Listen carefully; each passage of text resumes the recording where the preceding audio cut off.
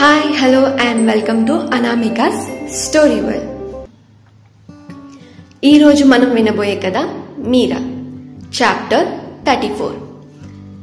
చాప్టర్లోకి వెళ్లే ముందు ప్రీవియస్గా ఏం జరిగిందో ఒక చిన్న రీక్యాప్. గౌతమ్ చిన్నాతో బ్యాట్ బాల్ ఆడుకోవడానికి ఒప్పుకున్నాడు.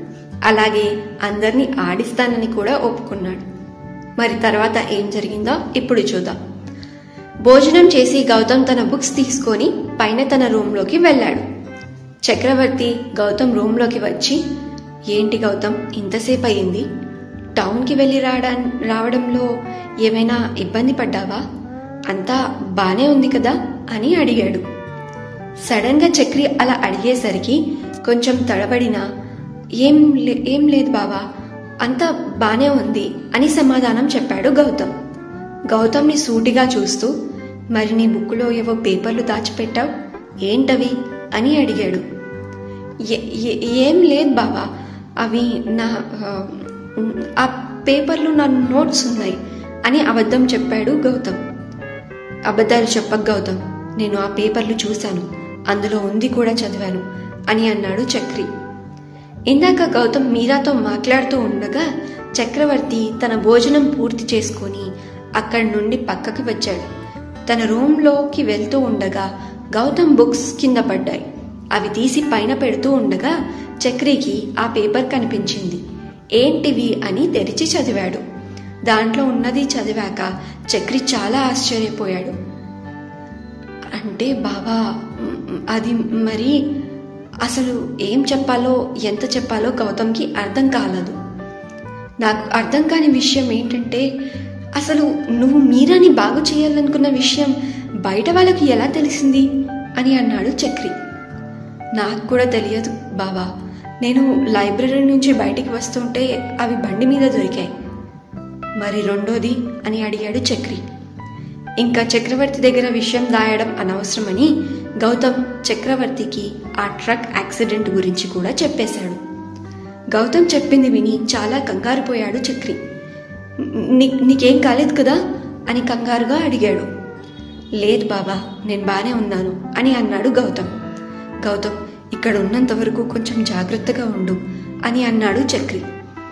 అదేంటి బాబా అలా అంటావు అని అడిగాడు గౌతమ్. వచ్చి రాగానే ఊళ్ళో వాళ్ళతో అలా జరిగింది. ఈరోజు నీ ప్రాణాల మీదికి వచ్చింది. నాకు నా చెల్లి అంటే ఇష్టం, తను బాగవుతుంది అంటే అంతకన్నా ఆనందం నాకు ఇంకేమీ లేదు. కానీ అలా అవ్వడం వల్ల నీ ప్రాణాలు ప్రమాదంలో పడతాయి అంటే మాత్రం నేను ఒప్పుకోను. నేనే కాదు, నాన్నగారు కూడా ఒప్పుకోరు అని అన్నాడు చక్రి. గౌతమ్ గురించి తనకు ఇవాళ జరిగిన సంఘటన గురించి విన్నాక చక్రి చాలా భయపడ్డాడు. గౌతమ్ కూడా చక్రి భయాన్ని అర్థం చేసుకొని, బావా నాకేం కాదు, నేను జాగ్రత్తగా ఉంటాను, కానీ మీరాని మామూలుగా చేసే ఇక్కడి నుంచి వెళ్తాను. మీరా విషయంలో నేను ఒక డాక్టర్గా నిర్ణయం తీసుకున్నాను, ఆ నిర్ణయం అస్సలు మారదు అని చాలా దృఢంగా చెప్పాడు గౌతమ్. చెప్పిన మాట వినవు కదా నువ్వు అని అన్నాడు చక్రవర్తి. నీ బామ్మర్తిగా నువ్వు చెప్పింది ఏదైనా వింటాను బావా అని గౌతమ్ అంటూ ఉండగా, కానీ ఒక డాక్టర్గా వినను అంటావు అంతేగా అని అడిగాడు చక్రి. అవును అని అన్నాడు గౌతమ్. సరే అయితే నాకు ఒక మాట ఇవ్వు అని గౌతమ్ కన్ఫ్యూజన్లో చక్రవర్తి వైపు చూశాడు.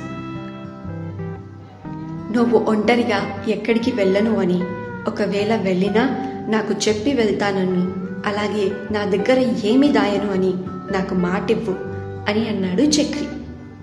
కొంచెం సేపు ఆలోచించి, సరే బాబా, నీకు చెప్పకుండా ఒంటరిగా ఎక్కడికి వెళ్ళను, అలాగే నీ దగ్గర ఏదీ కూడా దాచను అని హామీ ఇచ్చాడు గౌతమ్. అయితే నాది కూడా ఒక షరతు అని అన్నాడు. ఏంటది అని అడిగాడు చక్రవర్తి. ఇవాళ జరిగింది మీరు అక్కతో కానీ ఇంట్లో మరెవరితో కానీ చెప్పకూడదు, సరేనా అని అన్నాడు గౌతమ్. చక్రి కూడా కొంచెం ఆలోచించి ఈ విషయం ఇంట్లో వారికి తెలియకపోవడమే మంచిది అని అనుకొని, సరే కానీ ఇందులో నాకు అర్థం కాని విషయం ఒకటి ఉంది గౌతమ్ అని అన్నాడు చక్రి. ఏంటి బాబా అని అడిగాడు గౌతమ్. మీరా మీద ఇంత పగ ఎవరికి ఉండొచ్చు గౌతమ్? మీరా అసలు ఇంట్లో నుంచి బయటికి వెళ్ళదు, తన గురించి కూడా ఊళ్ళో వాళ్ళందరూ మర్చిపోయారు. అలాంటిది తను బాగైతే ఎవరికి నష్టం అని ఆ పేపర్లో చదివిన దాని గురించి గుర్తు తెచ్చుకొని అడిగాడు చక్రి. నాకు తెలియదు బావా, అది పగో లేదంటే ఎవరైనా కావాలని మీరా ఇలా ఉండిపోవాలని అనుకుంటున్నారో తెలియట్లేదు అని అన్నాడు గౌతమ్. మరిప్పుడు ఏం చేద్దామనుకుంటున్నావు గౌతమ్ అని అడిగాడు చక్రి. మీరాని బాగు చేయాలన్నా, వెనక నుంచి నాకు వచ్చే ప్రమాదంలో నుంచి నన్ను నేను కాపాడుకోవాలన్నా నాకు మీరా గురించి పూర్తిగా తెలియాలి. అందులో నేను తెలుసుకోవాల్సిన మొదటి జవాబు ఈ ప్రశ్నకి, మీరాని ఇలా వదిలేస్తే మొదటిగా లాభపడేది ఎవరు బావా అని అడిగాడు గౌతమ్ తన మొదటి ప్రశ్న. అంటే అని అర్థం కాక అడిగాడు చక్రవర్తి. అంటే ఇప్పుడు మీరా గనక మామూలు మనిషి అయ్యి తను అందరిలా ఉంటే తనకు దక్కేవి, తను ఇలా ఉంటే వేరే వాళ్ళకి దక్కుతుంది ఏంటి? ఆస్త్యా లేదా ఇంకేదైనానా అని అడిగాడు గౌతమ్. మీరా గురించి చెప్పాలంటే అంతగా ఏం లేదు గౌతమ్. నాతో చిన్నప్పటి నుంచి అంతగా మాట్లాడలేదు. పైగా నేను చదువు కోసం టౌన్లో ఉండేవాడిని కాబట్టి నాకు మీరాతో చిన్ననాటి జ్ఞాపకాలు అంతగా ఏమీ లేవు. నేను చదువు పూర్తి చేసుకుని ఇక్కడికి వచ్చేసరికి మీరా పరిస్థితి అలా అయిపోయింది. ఇంకా ఆస్తి విషయాలకు వస్తే మా తాతగారి ఆస్తి మాకు చెందుతుంది అని వీలునామా ఉంది అని అన్నాడు చక్రి. ఒకవేళ మీరా ఆస్తికి అర్హురాలు కాదు అని తెలిసిన రోజు ఆ యావదాస్తి ఎవరి పేరు మారుతుందో మీకేమైనా తెలుసా అని గౌతమ్ ఏదో ఆలోచిస్తూ అడిగాడు. అలా ఏం లేదు గౌతమ్, తనని ఎవరు చూసుకుంటే వాళ్ళకి. ఇప్పుడైతే అమ్మా నాన్న ఉన్నారు, తర్వాత హస్బెండ్. పెళ్ళయ్యాక హస్బెండే కదా తనకి గార్డియన్. అయితే మీరా పేరున్న ఆస్తి తనకే చెందుతుంది అని అన్నాడు చక్రవర్తి. అయితే తర్వాత ఏం జరగబోతుందంటారు? మీరాకి వచ్చే ఆస్తి గురించే బంగారాజు మీరాని పెళ్లి చేసుకోవాలి అని అనుకుంటున్నాడా? తెలుసుకుందాం వచ్చే అప్డేట్స్లో. ఎక్కడో కాదు, మీ అనామిక స్టోరీ వరల్డ్లో. మీ అనామికతో వింటూనే ఉండండి ఈ స్టోరీ మీరా.